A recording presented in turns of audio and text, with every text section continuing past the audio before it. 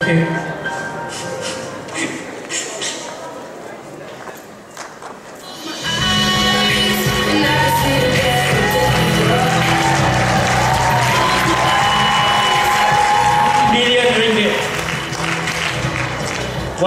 ringgit. How many of you want 1 million ringgit? And the youngest son squandered it all. Just within that few days, 1 million ringgit is gone. With all those work, with all those girlfriends, gambling. And finally this younger son came back with nothing, not even a decent clothes. And you know what? The father was there and was waiting for the son. When is my son going to come back? And when the son came back, you know what the father did? The father just ran and just stretched out his arms, stretched out his hands, and just give him a hug. It doesn't matter what he has done, because the father knows that the son has said sorry. The father knows that this son repented. I just want to share with you something today. You know what? Christmas is not just about Santa Claus. I know Santa Claus is a good Christian. He loves to give. Christmas is a time where we give. Christmas is a time where we love. A time of forgiveness and love. Just like this prodigal son that you find, this is a Bible story. And this prodigal son, this son, the younger son, who wasted up all of his wealth, finally came back. And God is like that father. Many of us are like the son. Maybe we have been bad. Maybe we have been using the wealth away. Maybe we have just done a lot of sin. But yet, the Father's love wins all. The Father's love never fails. I want to tell you something, friends, brothers and sisters.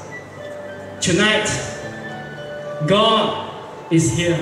He's like that Father. He's coming here and says, son, my daughter. Maybe some of you have been struggling. You have been struggling with studies, pressure, peer pressure, financial pressure. Maybe your family is a broken family. But tonight I have a good news for you. That for God so loved you, that He gave His only begotten Son. That whoever believes and look to Him, they will have eternal life. I just want to tell you one story. Are you okay with one story? It's a real story.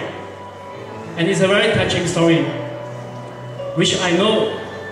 There was this bus driver, and this bus driver was just driving the school children. All these school children, they are some 5-6 years old. And as he was driving the students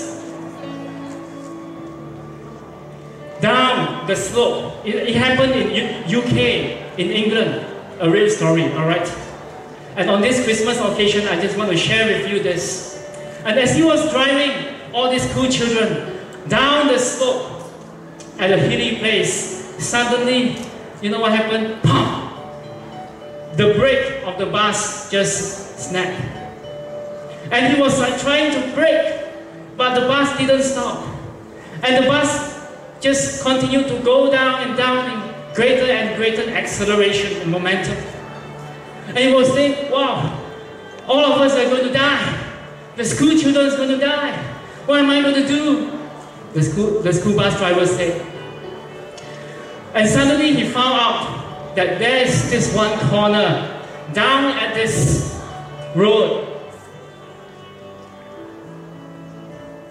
And if I'm going to just swerve the bus, and the bus would have just entered that place, the open field, and eventually the bus will come to a halt, to a stop. And then the bus will be safe, the children will be safe. So he was getting ready because there was a last chance. Otherwise the bus would have fallen down into the ravine. And you know what? He was just waiting and waiting. He was just waiting for that corner. And as the bus was going through that swerving, he just swerved the bus into the open field. And you know what? As he was swerving the bus down, there was this little boy just at the gate. Can you imagine the gate towards the open field? The gate. And there was this little boy playing stones, pebbles. And he didn't know that the bus is coming. But the bus driver had no choice. The bus driver just had to just run through that boy, through the gate, crash the gate, and enter the open field. So the boy was hit. And the bus just came to an eventual halt. And I tell you, this is a true story. And then you know what? Ambulance came and police came. And all the parents were saying, "Oh, where's my son? Oh, where's my daughter? Where's my son?" And everyone just busy looking for this. "Oh, thank God, my son. Thank God, my daughter. Thank God, you are safe." Everybody was thinking about their own children. And suddenly, one of the parents were thinking, "Where is that bus driver? Where is that bus driver? We want to give thanks to him. Where is that?" And you know what? Hey, that's the bus driver. And as they were approaching the bus driver, you know what the bus driver was doing? He was just lying there, holding the boy whom the bus hit, crying, kissing the boy who is already dead. And you know what? One of the parents was saying this, "Hey, isn't that the bus driver's son? Isn't that the bus driver's own son?" God so loved you. And on this Christmas day, Christmas means the birth of Jesus, the Son of God. For God so loved us, everyone, it doesn't matter what race. For God so loved the world, just like the father, the bus driver. He, in order to save all the school children are like us. His own son was there in order to save all of us. That is the true meaning of Christmas. Christmas is about giving. And no one can outgive God, who is the creator of heaven and earth, the sun and moon, the stars. And He came down in the flesh on Christmas Day to come to seek and save the lost. Tonight, just like the prodigal son coming back, and the father saw the son, the father just stretched out his arm and just hugged the son.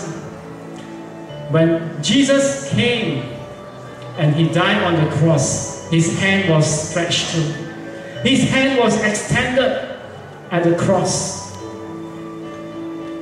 to die for us, to take away every sin, so that whoever believes, they will have forgiveness.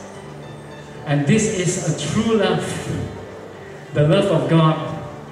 Many years back, I didn't know about that.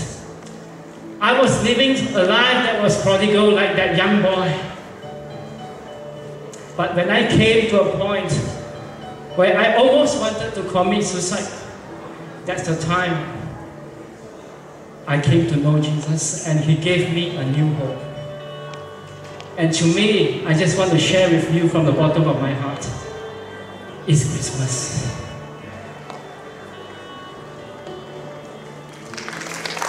Thank you.